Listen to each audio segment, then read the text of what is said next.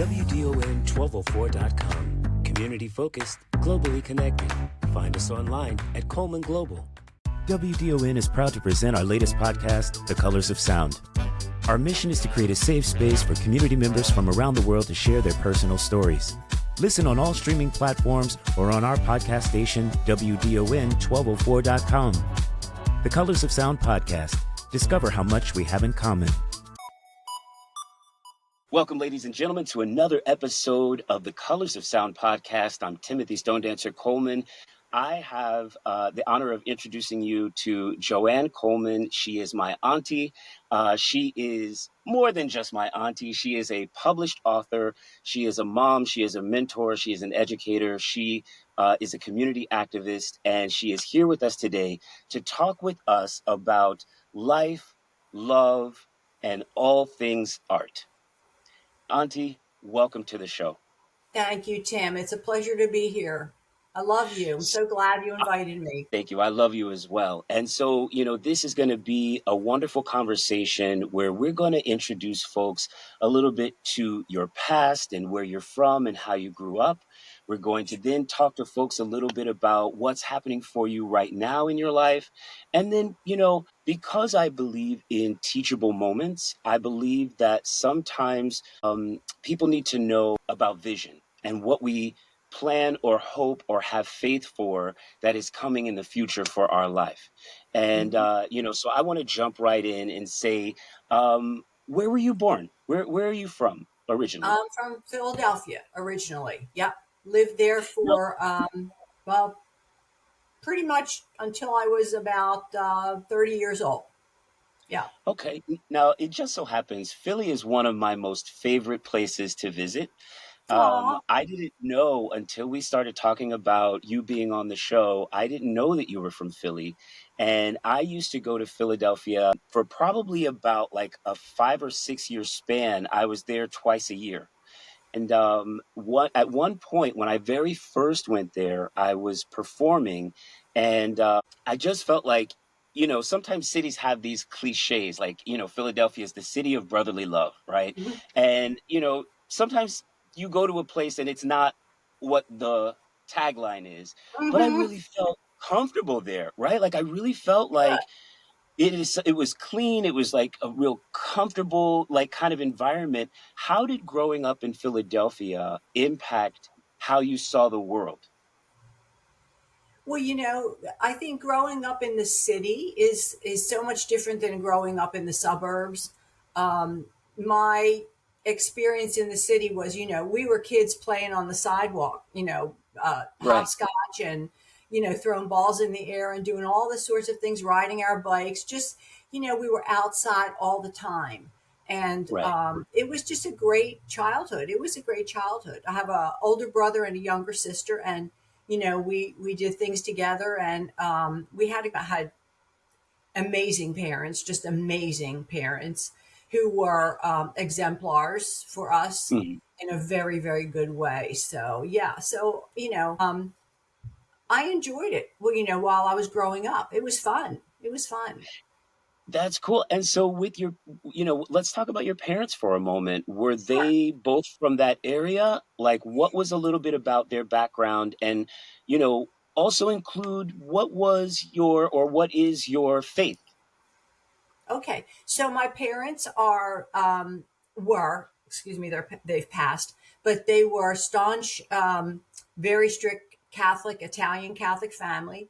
Their parents were born in Italy, in Abruzzi, Italy, in Calabrese. And um, when two families, my father's and my mother's, traveled and came to Ellis Island and landed in Philadelphia. They lived a mile from each other. And so they became friends, they became family. Then my mom and dad got married. And so my upbringing is strictly Italian Catholic. And if you know anything about Italian parents, they're very strict. They're very strict. My mom more so than my dad. Yeah. He's a little bit lenient. Okay, okay. So when mom laid the law, you could go around and say, "What did you have him wrapped around your finger? Were you daddy's Well, I girl?" wouldn't say that. I would not say that. Maybe as an adult I did, but the thing with me and my siblings is we were never punished, we were never hit because we never wanted to disappoint our parents. And Mm. my dad had this thing where if something was not going the way he wanted it to go, his eyebrow will lift up and we'd be like, okay, okay, I'm done. We just didn't And want to disappoint. We didn't want to right. disappoint. Right, Yeah. and it's so different today, right? Because I share that same type of thing, my parents Yeah. and my father before he passed, and we're a church family as well. Right. And I remember in church, anytime you get the giggles or you want to chat with your friend or whatever, mom would Yes. just kind of like lean forward, and it was just that little bit of head tilt, right? And she would look Uh-huh. around and make sure that she pierced her energy right through you, so you knew better, and you knew to straighten up. So I definitely Well, get that. my mom did the pinch. So we were pinched on the leg or the arm and it hurt. So we knew this is not we would, if we were to reach for the last bit of food, we'd get a pinch on the arm like crazy. Like, you are not do that. You are not. So yeah, I love it. I love it. yeah, And every family has its dynamic, right? yes, And one of the things that I love is that there are so many things that sometimes when I'm talking to people now, there are so many things that I repeat that were quotes that dad used to say that hmm, maybe growing up, I didn't necessarily understand the fullness of what he was talking about. right. And, one of those favorite phrases, he used to say, a man with no focus is confused, but a man with Mhm. no vision is lost. And it takes me back to what I was saying in the beginning about like as we look to the future and as we have faith about what God is going to bring into fruition in our lives. I think now I'm able to more fully understand vision, and having grown up around two parents that had vision and that kind of like spoke vision onto our lives. Now I'm Yes. really grateful for that upbringing. But when we're teenagers, like we're just growing up, and it's like you say, we're just siblings playing on the street and playing jacks and hopscotch and all the Mhm. things, and enjoying Right, ourselves, right? right, right. And I know that a lot of that was like my father and Uncle Ron, their parents, like what they Hmm. instilled in them as they were growing up. So Right. I want to talk a little bit about when you met Uncle Ron, right? Okay. Were you already living in Ohio? Like, how did you guys meet? Yes. Yes. I was living in Ohio. I moved to Ohio in 1989 and with my ex husband and my three children. And 3 years later, we were divorced for reasons I'd rather not talk about. But Yeah, it was a very challenging divorce. It was a long divorce. And then for 3 years, it was just me and my youngest son, Andrew. And I said, I don't need anybody. I'm just going to be with Andrew and we're going to do our thing. And I had blessedly gotten a full time management position at Miami Valley Hospital in the cardiology department. I was the manager there. And everybody kept talking about this guy called Coach. Everybody loved Coach. He was great. Everybody loved him. And but I knew one thing: he was dating. He was dating one of the lab techs at the time. So I okay. never really met him, but we were at a barbecue one time for the hospital staff, like the department staff, and I saw him, and I was Uh-huh. like, "Oh my God, this guy, he is like crazy handsome, crazy." Your uncle was handsome. He was Yes, he dapper. was. Yes, he He was. was He dapper. carried it. He carried it. He did. And I thought, man, I wish I could meet somebody like that.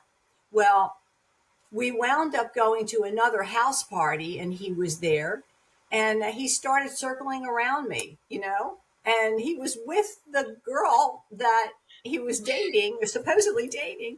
And I said, I don't understand what you're doing here. You're with Lori. And he said, no, he said, we're just friends. I like to get to know you. And I'm like, well, I don't know. I don't think that's such a good idea since I work with her. And so on my way out of that party, he slipped me his phone number. And Mm, he said, call me and we can meet for coffee or a drink or something. So I hesitated, I waited. And my daughter, Kristen, I told her, and she said, Mom, go and listen to his story. You know, maybe they are just friends. You never know. So I called him and I said, do you remember me? And he said, well, how can I not remember you? And I thought, okay, that's slick. That's really slick. So we met for a drink at the Peerless Mill, where we eventually got married, and we fell in love from that evening on. It was like it truly was like love at first sight, and he had all the qualities that in that short amount of time I realized that he had all the qualities that I had wanted in my life for me. Yeah. that's so Yeah. sweet. That's a great Yeah. story. Well, you know, Tim, and this is the funny one of the little things that he did that made me realize that after we had a drink at the Peerless Mill, we went to the Argon District where he lived, and we went to another restaurant, and we were sitting at the bar, and this guy came up beside me, and Ron was talking to someone else, but he knew that there was a guy next to me trying to get in to talk to me. And he gently placed his hand on my knee and squeezed it as if to say, I'm here. That's And right. that spoke volumes to me. I felt so safe. Mm, And that's the way he's made me feel all of our life together, safe and secure and loved. Yeah. that's Yeah. powerful. That's I'll powerful. never forget that. Never. I think a Mm. lot of people long to be with someone where you know if you're in a room with someone, whether they're looking at you or not, no matter what's going on, they got you. How many children do you have? So I have three, and your Uncle Ron had three, of course, and you know them. My oldest son, Matthew, right now he's 51, and then Kristen is 48. She'll be 49 in June. She lives in Columbus, and Matthew lives in Centerville, 2 miles from me, 3 miles from me. So it's great. Nice. And Andrew lives in Arizona. He has three successful restaurants out there. So if you're ever in AZ, Phoenix area, Yes. you need to go. And he's my baby. I love him dearly. I love all my children. They've been so supportive for me. I don't know what I would do without them.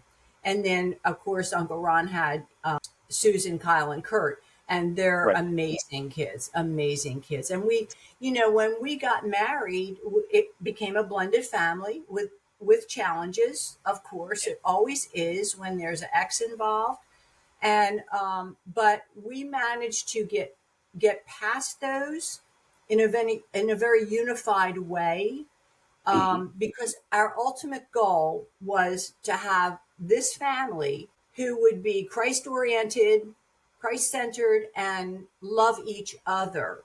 And we Yes. truly were blessed that that's exactly what happened. That's exactly what happened. Yeah. So if you don't mind, if there is a story in this next question, because this isn't something that I thought about until you just gave that response, is did you and Uncle Ron have any challenges during the time period when you met of a black man and an Italian woman being together? Did you guys face any challenges from that type of union? Tim, your uncle was always very aware of people around him and people looking at us, Hmm. and he would, not very often, but sometimes he would say, that lady over there is not very doesn't think this is a good idea. And I would say, what are you talking about? I didn't notice anything.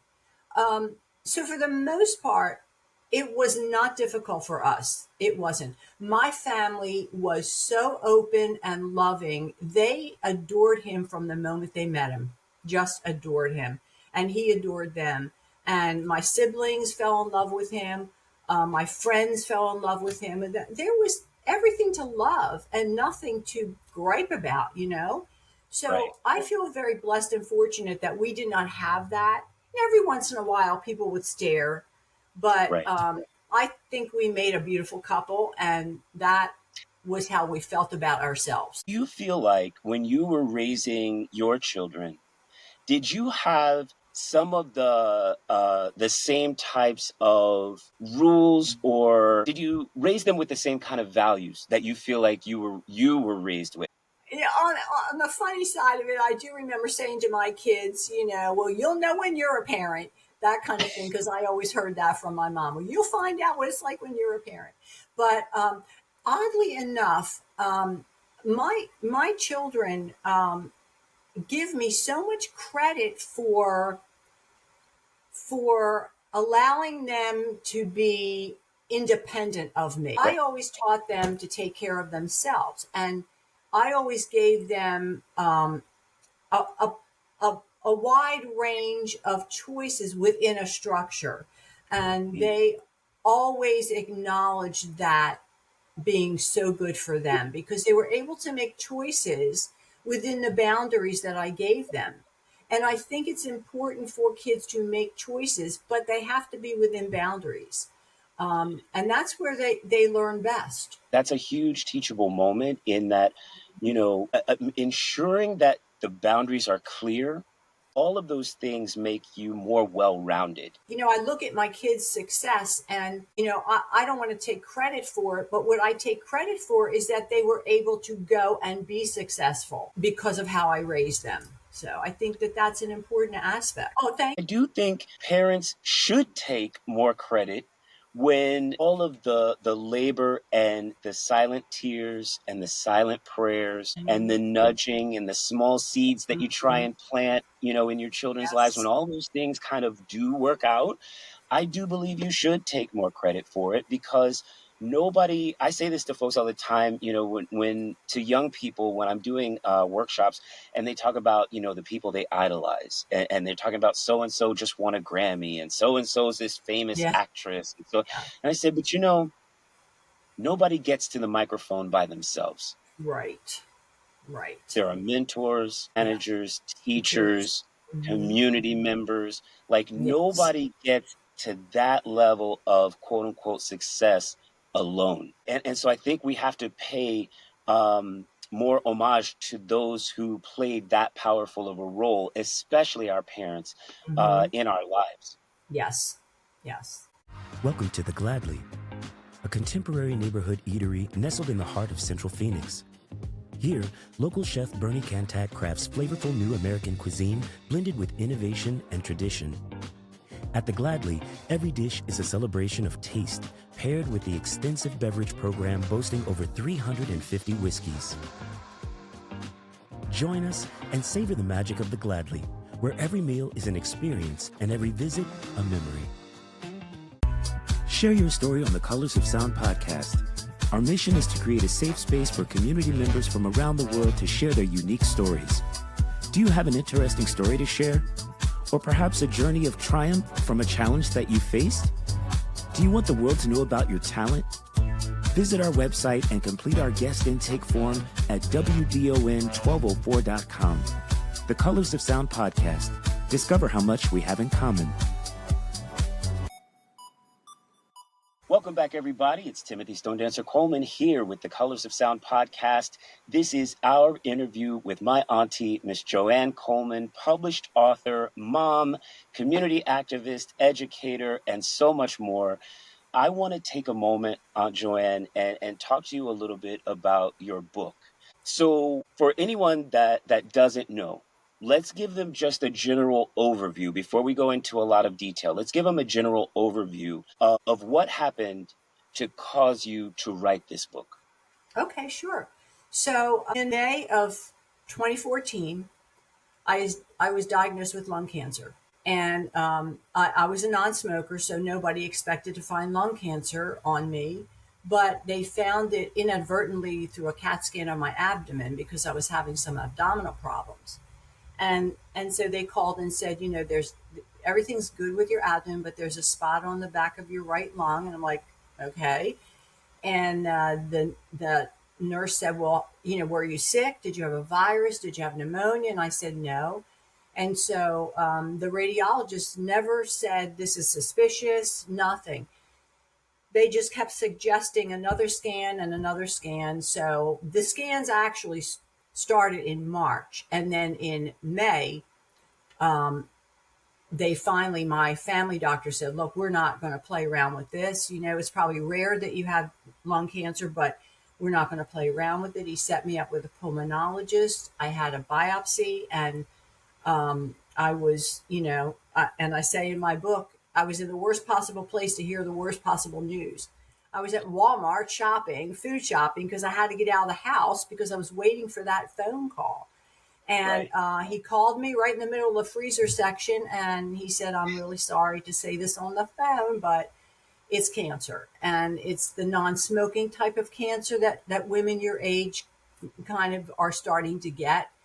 And I said, well, is it curable? And he said, well, it depends on whether it's in the rest of your body or not. So we'll do a PET scan. So long story short, they did the PET scan. It wasn't anywhere else, thank God.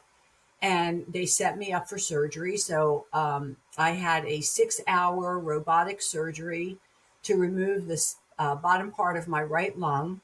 And I recuperated actually that whole year it took me. However, when before my surgery, I was still teaching, and one of my students came in with a gift, and it was a leather bound journal. And she said, Miss Coleman, my mom said that she thought you might like to write about your journey. And I said, well, what a beautiful gift. So she gave that to me, and I actually not dedicated, but I mentioned her in my book. Sweet, sweet student. And I started writing every day. And it's very raw, it's very honest, it's pitiful, it's sometimes joyful, it's sometimes hopeful, but it's every feeling that I had every day. And so I would show it to Uncle Ron, and he would read it, and he'd say, you have to make this a book. You have to. I'm like, I am not an author. I'm not going to make this a book. This is personal. This is my story. This is me. But the more I wrote, Tim, the more I realized the gifts that cancer gave me. And that sounds really ridiculous to say, but you're closest to God when you're suffering. And in that time period, although I've always been a Christ follower, it hit me like a ton of bricks that this is it. I'm going to die, and I'm going to know God, and I am going to listen to his word. I'm going to read his word. I'm going to pray every day, and I'm going to be hopeful. And so every day I made an entry, and I attached a verse to it that was appropriate for me that day. And I sent the manuscript to an old mentor of mine, a professor from my undergrad, who's a dear, dear friend, and he has a small publishing company. And I sent it to him thinking, oh, he's going to say, this is ridiculous. Come on. But he texted me back, my God, this is amazing. We have got to publish this book. He said, which really hit me hard. He said, my wife died of ovarian cancer, and the only thing I have left of her is a list of doctor's appointments. She would never share anything about how she felt. He said, we have got to publish this book. And so the book was published. Yeah. First time through him on Amazon. And then most recently it was picked up by Higher Ground Books and Media. Love that company. It's a very Christian based company because my mentor, he retired. You dropped a few $1 million nuggets in that explanation, right? So I don't want Right. to push past a couple of these things. Like I think we need to lean into a couple of those things. The gifts that cancer gave me. Everybody on the planet has been programmed that that particular word is the beginning of an endless autumn, right? Like Yeah. an endless, here are the clouds, here's the rain, we're moving into the darkness of winter, and you need to wrap things up as best you can because you don't Yes. know, no matter what the doctor says, how long you've got left, right? That's Like that's exactly the right. Hmm. very ominous way that Yeah. word cancer hits everyone. You are different. I want to start with that. You're a different type of person in that you acknowledge that there were gifts inside of this diagnosis. Yes. I want to support that by saying, when I read the book, I'm a very visual person. Mm-hmm. And I was visualizing each of these scenes that you're talking about as you are going into surgery, as you are waking up, coming out of surgery, as you are realizing all the different things that are plugged into your body, as you are Mm-hmm. trying to Breathe. put your just breathe. Like, I mean, like at the very basic Literally. level, Literally. literally just breathe. And the Yeah. newfound pain that came with each inhale. Yes. But what you do is you are giving scripture, you are giving positivity. Like each thing is raw. Some of it made me like extremely nervous. Like if I didn't know you and know that we would be having this conversation, or know that I could reach out and send you a text message or call, I'd be like, oh my God, did she make it? Oh my God, did she? Like every page, I was like, oh my God. Yeah. Because Wow. we don't usually read something that is, how you have said it already, something that is so raw, Yeah. something that is Right. so honest and unfiltered. However, it's simultaneously so faithful and so hopeful, Yes. right? And it doesn't mean that there weren't moments of despair. It doesn't mean that there weren't moments of question. It doesn't mean that there weren't times when you're like, I don't even know. Like, I'm just here right now, and today is just going to be today. Yeah. That's right. But that's all wrapped around your faith. What would be something that you would say to folks on that first day of diagnosis? So the first day is the worst day, of course.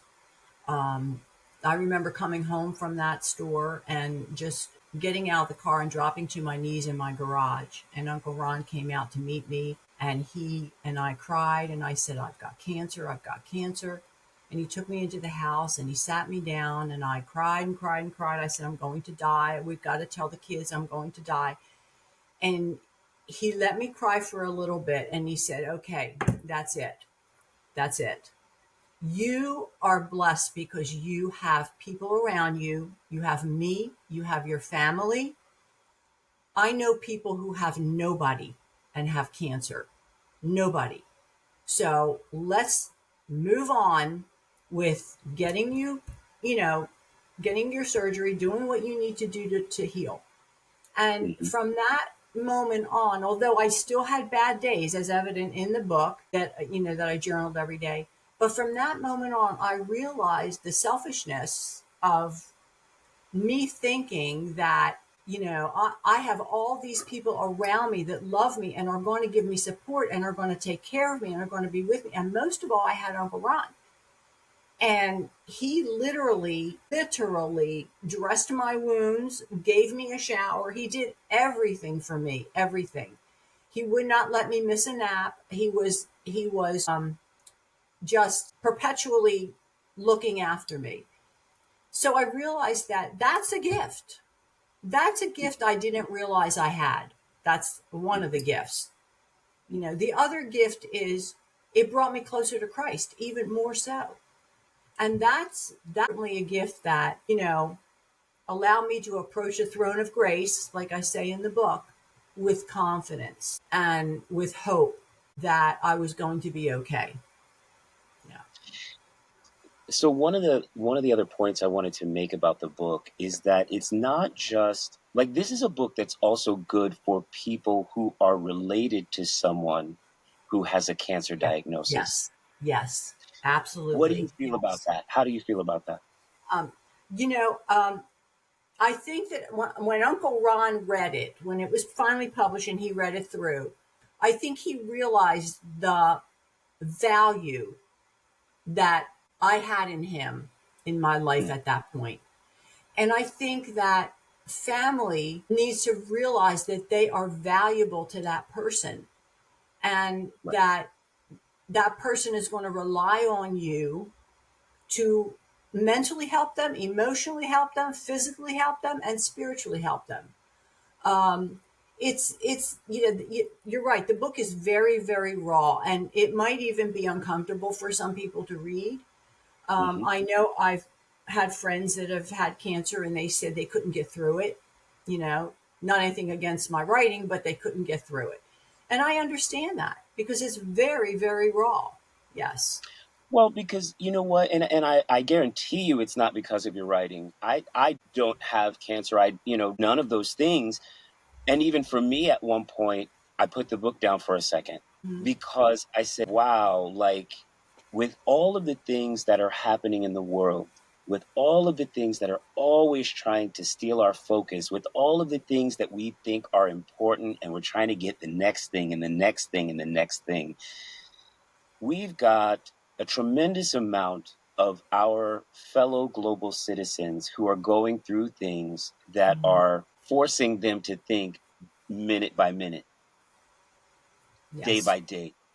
Mhm. And it's not so easy to go to just any person on the planet and say, okay, well, where do you see yourself in 5 years? In some cases, it's like, well, I don't know. Like, where do I see myself in 30 minutes? Yeah. Yeah. Right. Right? And Yeah. so I would say, once I picked the book back up, like I had to come to terms with honesty.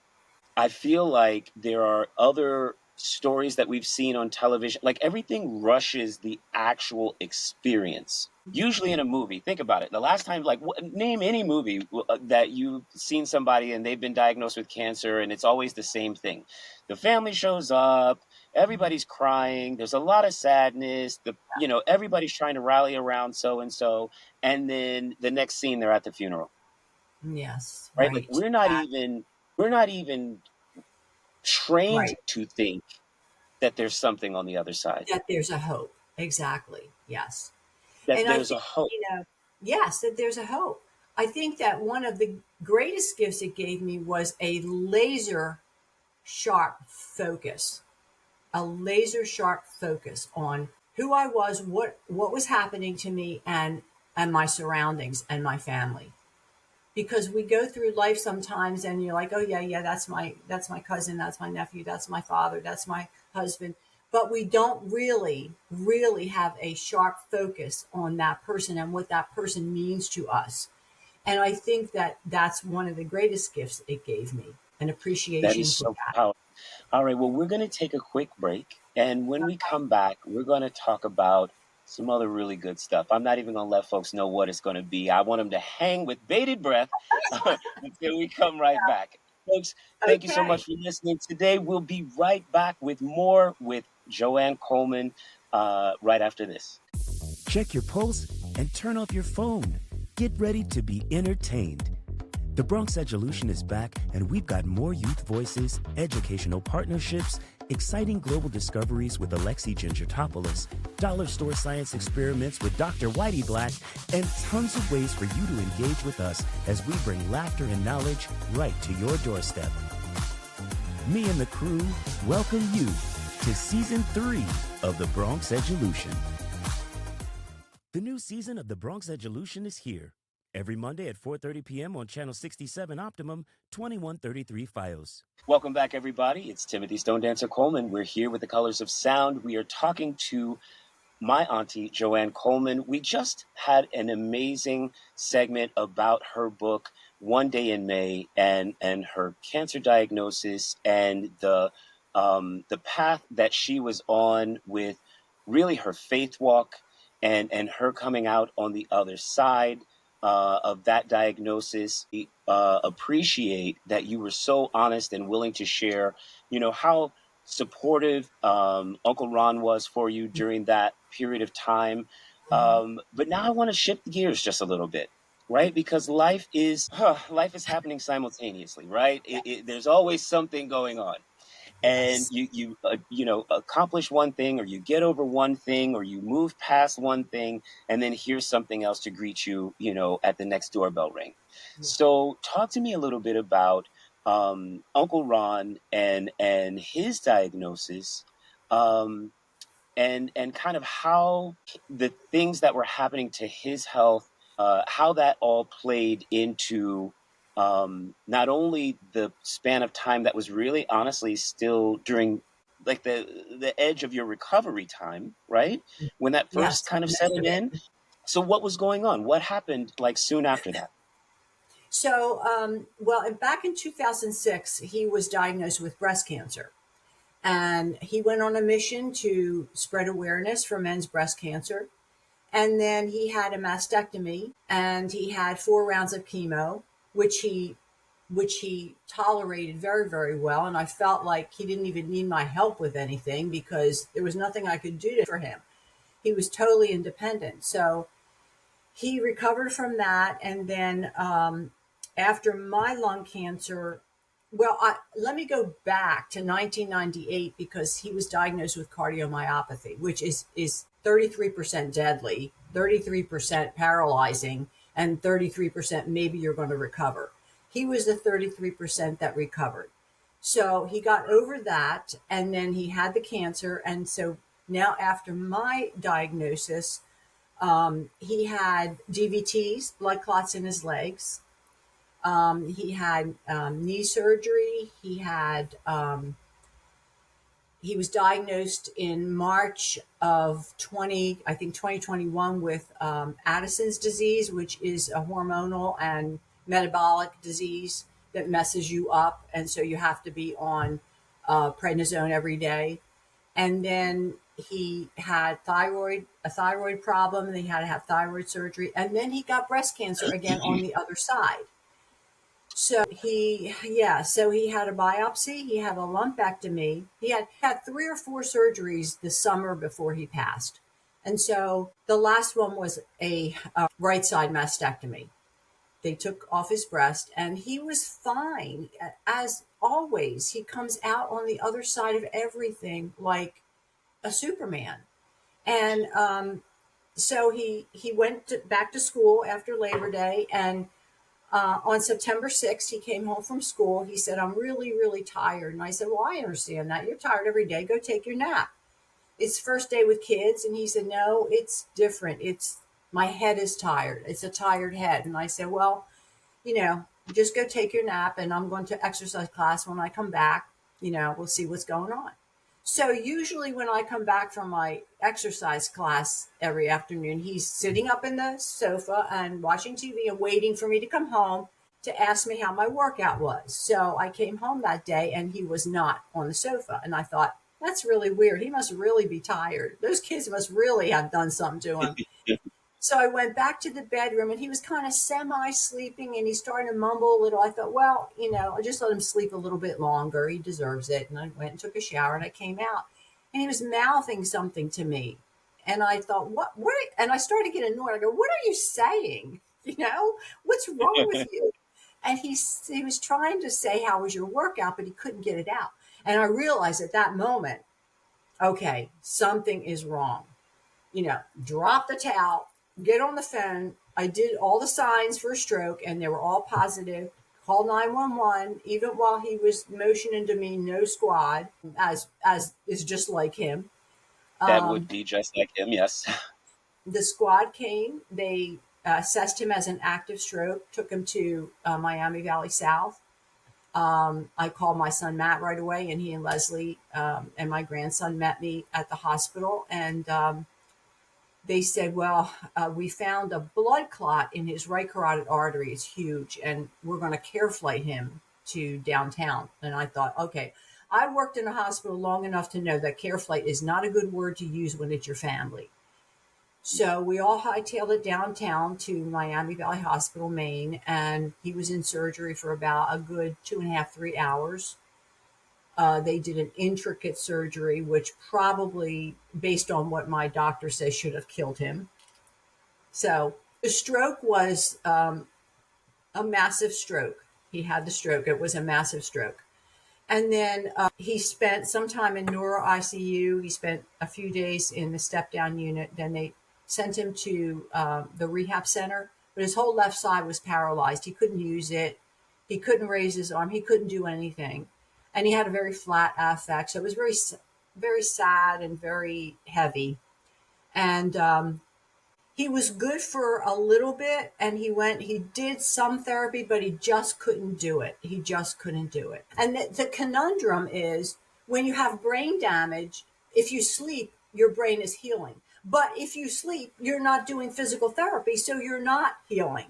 So that was, yeah. So, so then, like 4 days later, after he was admitted to rehab, he wanted to go back to bed and sleep, sleep, sleep. That's all he wanted to do. And I sat by his side. He took a nap. When he woke up, he said, I have a really bad headache. And I thought, my gosh, what's that about? I scrambled out to get a nurse, a doctor, anybody. By that time, he was writhing in pain, just holding a pillow, writhing back and forth. His eye, he kept saying his eye, his eye. And I went, I said, "Look, we have to get a doctor in here right now." And right before that doctor came in, he mouthed to me, "I love you." And he was gone. He went unconscious. They couldn't revive him. So they ambulanced him to Kettering Hospital, where he was pronounced brain dead from a massive bleed that went down to his brainstem, all across his brain to his brainstem. They showed us the CAT scan. It was really bad. And so he was on a ventilator, and the doctor said there was nothing we could do. Any intervention would have made him worse. He said, "So what do you want to do?" And I said, "I'm his, durable power of attorney, but what do I want to do?" I know what he wouldn't want to do. He would not want to live like a vegetable on a ventilator. So I said, he said, "Well, we can let him go organically. We can't take the ventilator out for 48 hours based on Ohio state law. I guess that gives time for family to come in." So they sent him to the ICU, and they said, he's not going to make it even a day. Everybody came in, the family came in, the kids flew in. We were all there, and he passed away organically at 5:30 the next evening. We watched his heart rate go down. We watched his blood pressure go down, and it was tough, Tim. It was very, very tough. Very tough. Yeah, I mean that's very heavy, right? Yeah. And one of the things that it was interesting to me about the experience that he went through is that he was actually cured from cancer, correct? Like once he had Yes. that second Yes. mastectomy, like he didn't Yes. die from cancer. He didn't die Yeah. from breast cancer. Yeah. It was from the blood clot and from the Yes. brain bleed. Like it was a whole Yes. other thing that happened. Yes. Yes. They think that during the surgery for his mastectomy, a blood clot through and went into his carotid artery, and they couldn't use a what do you call it, thrombolytic, because he was on Xarelto, which is a thrombolytic, and that is probably the reason why the brain bleed was so massive. Yeah. Ah, Yeah. okay. Yeah. Wow. So that's Yeah. heavy, right? It And is. and yeah, no, I mean like, and this is real life, right? This is real This is life. what Yes. happens. And so, in the aftermath, and Uncle Ron passed away when was this? September 21st, he was declared dead, but I really feel like he passed away the 20th in that rehab center when he went unconscious. There was no Yes. response, not at all, not to pain stimuli, nothing. Yeah. And so how does one, because there's a grieving process, Oh, right? yeah. And I know that there's a lady in my building who lost her husband not too long ago. And, there was a period of about, I don't know, 2 or 3 months where I didn't see her at all, right? Mhm. And they're a little bit older. And one day I saw her while I was walking my dogs, and she was kind of like looking down at the ground, and she happened to look up and see me, and I said, "Hey, it's so great to see you outside. I'm so grateful to just see you. Like, how are you? How are you doing?" And she said, "Everybody's telling me I have to just get over it." And I said, "Well, wait a minute, wait a minute, wait a minute. You don't need to get over it. You need to get through it, Yes. right? Because Yes. you can't forget how much your husband loved you. You can't forget how Right. much you guys meant to each other." And then, as a little bit of Coleman humor, which thank God it worked out, I said, you can't forget how much he used to get on your nerves. I said, so, and if she starts laughing and she, it brings a smile to her face, and she was like, nobody said anything like that to me. I said, it's okay to love and to grieve and to Yes. let your time be your own. Yeah, because there's old sayings, time heals all wounds, you'll get over it, you'll meet somebody else, whatever. First of all, half of me was ripped apart. So I'm not whole. I'm half right now. I Right. don't know who I am. I don't know who I'm going to be. I don't know what my purpose is, and I don't know what to do without him. So when half of you is ripped apart, it's like you fall into a million pieces and none of them can fit back like a puzzle. There's a piece missing and it's going to disrupt the whole puzzle. And that's the way it is for me now. So grieving is going to be my lifelong process. I read something where it said grief comes like waves of an ocean. You can't stop that. You have to learn how to swim. And that's what you have to learn to do. I have to learn how to swim through these waves because if I don't, I might be like your neighbor who stays in the house for months. I did not do that. I was in a numb state, a fugue. The first couple months, I got things done, lickety split. Everything had to be done, had to be done, had to be done. Very, Right. logistically, everything had to be done. The funeral, the bills, the finances, the life insurance, all that. It's horrible. But then after that fugue leaves you, the acute awareness of what just happened to you is like the stark reality. It's like a nightmare you keep waking up to instead of from. And Right. that's when it hits you. That's when the tears keep flowing. That's when the memories won't stop. That's when you look around this house, and every inch of this house is him. Everything he's done, everything he's, fixed, everything is him. The flowers out back, the flowers out front, the work that he did in the house. And it's hard to get away from that, but yet I don't want to get away from it. Right. And Right. and believe it or not, and I was talking to another widow about this at my grief share group. I feel close to him when I'm grieving and crying. I don't know if that makes sense to you, but it brings him alive for that moment that I'm Mm. crying and weeping for him and missing him. And I never want that to end. So, will I get over it? No, I will not get over it. I might get better as my days progress and I begin to have hope that things are going to be okay. And I get over the fear of now I have to do that myself. Now, there are so many secondary losses, a million little things that pop up now that I never even realized he did that all. So those are the things that hold you in grief. They kind of lock you in that state. So you can't get out even if you try. But the best you can do is swim. That's the best you can do. You don't realize, in a real partnership, there are some things that the other person naturally takes care of that Mhm. never crosses your mind. You don't think about it. It's like Right. this just happens, right? Like it's It's like done. magic, right? Like I'm not going to think about the garbage because it's never going to be there anyway. Like it's done, Yeah, right? Because that's what the other exactly. person always took care of, right? And then all Yes. of a sudden you come into the kitchen and it's like, why is there a full thing of garbage? Like, oh, Yeah. wait a minute, Yeah. now I got to do it.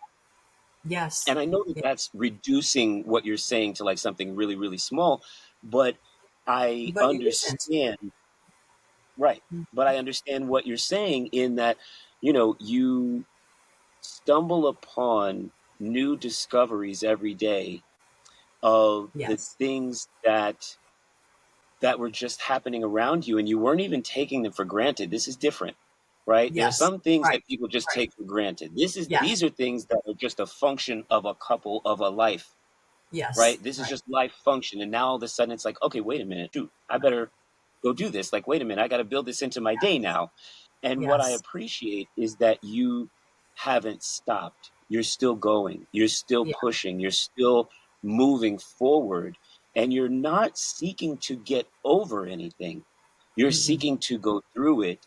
And you Yes. also are with your faith in that walk. You are also with God in Yes. that walk, Yes. right? Yes. Definitely. There are people who will blame God for these types of things, Mm-mm. and that's another form of isolation. That's your spiritual isolation, Hmm. right? So what That's would you right. say to someone, and even if you want to talk about, like, how did you get to the point where you were okay going and joining a group about, and say, like, what is that even about? Like, what does that look like? So, right after the his service, about a week later, I met up with our pastor, and he said, "I want to sign you up for Grief Share here at church." And I said, "Okay," and that was very raw at the time. He had just passed, but I was willing to do that because I knew I needed help. I needed to be with some other people who were going through what I was going through. My family was fantastic. They were wonderful. They were so supportive. But nobody can understand what losing the love of your life can mean unless they've lost it. And so I started going to Grief Share, and I'm actually going to be starting my third session. They're 13 weeks each. I'm going to be starting my third session the end of this month. It has helped me tremendously, tremendously. It has saved my life. I mean, when I tell you the highlight of my week was going to my Grief Share therapy group, that's, Mhm. you know, not many people will want to say that, but it's true. It's exactly true. And I would tell them that. I said, look, today's the highlight of my week. But you get to share things that you just can't really share with anybody who isn't going through it. Mhm. Mhm. So, I mean, I would recommend that to anyone who's lost a spouse, lost a child, lost a parent, whoever you lose. You need that, and it's a very spiritual program. It's Bible based, so it encourages you even more. There's so much hopefulness in it, that you experience when you're talking to other people. You're hearing, even if you don't want to share, you're hearing things that you're feeling, and you're like, "Oh my God, yes, that's exactly the way I feel." So it's been There's it's been life saving for me. That's amazing. There's a power in removal of the feeling of isolation. Yes, yes, And I think when we lean into isolating ourselves off from the world and from people that we love or people who care about us or, positivity in general, and when we isolate ourselves from that experience, yeah, it allows darkness to multiply. yes, Because absolutely. in the absence of light, that darkness is growing and growing and growing, and you're running your mind in a million decathlons, you know, Yeah, all spinning and spiraling. yes, But the minute you pierce through that with just a little bit of light, a little bit yeah, of opening right. yourself up just enough to even A be in the glimmer. room, Yeah, yeah, right? Like you're right. saying, like even if you don't want to talk, you're hearing other people Yes, that you and don't you're even gleaning know, some. Yeah, yeah, exactly. right? You're gleaning some knowledge and wisdom from another person who's going through the same thing that you might have not even thought about. You know, I'll tell you what really is helping me: writing. I'm Mm, I'm writing every day. I'm writing mm, poetry because I know I sent you my poetry of the poetry of grief manuscript, and I'm still working on that. That has given me such feeling of a release, I guess is the word for it, because all those things I'm thinking in my head, I'm putting down on paper. And, I write to him every day about, things that are happening, how I feel, how I miss him. And believe me, Tim, I will be sobbing writing these things. There will be tears on my paper and when I reread them, I'm sobbing because I can't believe that I'm in this situation. I can't believe that God put me here, but He put me here for a reason. That I do believe. I'm I'm struggling to know what that reason is, but this is what they say, like the song, I will serve you while I wait. And so while I'm waiting for him to tell me, I want to help other people. I want to further Ron's legacy of helping other people because that's what he did best. That's what he did best. Listen, there's a double whammy, right? Because there is Uncle Ron's legacy, and there is, that Coleman thing of being a servant of the community, and of, wanting the best for other people and being there to mentor other folks, and, sharing the things that you've learned in a way that is impactful to each individual and the whole kind of simultaneously. But then there's also your own legacy. And that is one of the things that I wanted to make sure Mm. that we speak about before we end this interview, Yeah, is that definitely. your own legacy of what you went through is so extremely, the depth of it, right? That faith walk and that moment by moment. There's a misconception in my. This is completely my own opinion, but I believe that there's a misconception that when you believe in God, when you have faith, that no matter what happens, you're just like, okay, well, everything's going to work out. Mhm. There are so many things between "I love you, Lord" and "it's Yes. going to work out." Yes. They're the All of questions. Why? humanity, Why? Yes. yes, Yeah. all of humanity is between Yes. the Yeah. ends of that spectrum. The puzzles of your life are between those two things. Yes. Out, walking through it is very, very hard and challenging. And at church this morning they were talking about First Peter 4 and suffering. How suffering is what we were meant to do because Christ suffered for us. So, and here's my testimony, but he was with me every step of the way. Here's the thing. Somebody said in Grief Share, well, why doesn't God answer our prayers? And I got to thinking about that. And I came home and I thought, let me write down how many times he answered my prayers that I didn't even know were answered at the time. And I had a list of things, a list of things.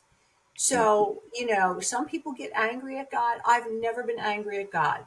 I remember your Uncle Ron on his deathbed saying, I never asked God why. I thank God I'm still alive. That's the way he was. That's the Wow, way he was. Yeah. wow. It's such a easy fallback to get angry, Yes. um, to lean into your anger, to give yourself more reasons to be angry, Right. Permission to with be God, angry. Yes. Mhm. right? Permission to be angry. But I think it's revolutionary to give yourself permission to grieve, to Mhm. still love, to Mhm. still appreciate, to still keep going, like every day, taking that one step. If all you can accomplish is one Yes. thing today, Yes. it's the one thing you needed to accomplish today. Right. Right. And Right. that's And what was meant to happen. yeah, I do that every day. I said, okay, I did that. I took the car to get washed. I never did that before, but hey, that's great. You Yeah. celebrate those small moments, Yeah. because and what I'm receiving from you is because in the celebration of those small moments, you are slowly rebuilding and rebuilding and rebuilding and rebuilding, and you are still becoming the person you were meant to be without knowing all of these other things were going to happen in your life, Yes. because Thank your journey is millions and millions and millions of people who don't have a voice or feel like they don't have a voice. Oh, It's Tim, their thank you journey for too. saying that. Thank you. Thank you for saying that. I appreciate Listen, that. I appreciate you so much. Thank you for what you're pushing out into the world. And I know that, maybe if you had your choice, you'd be writing different things and pick a Yeah. different set of experiences, right? Well, he's Um, given me a lot of material for sure.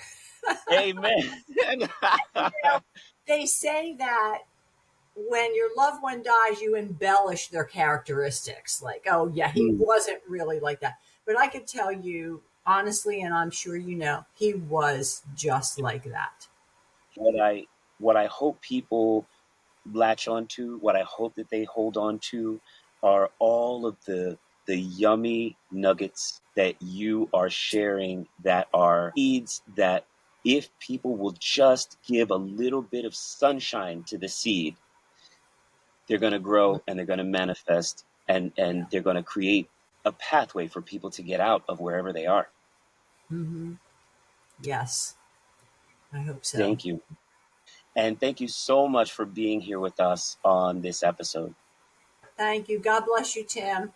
WDON1204.com. Community focused, globally connected. Find us online at Coleman Global.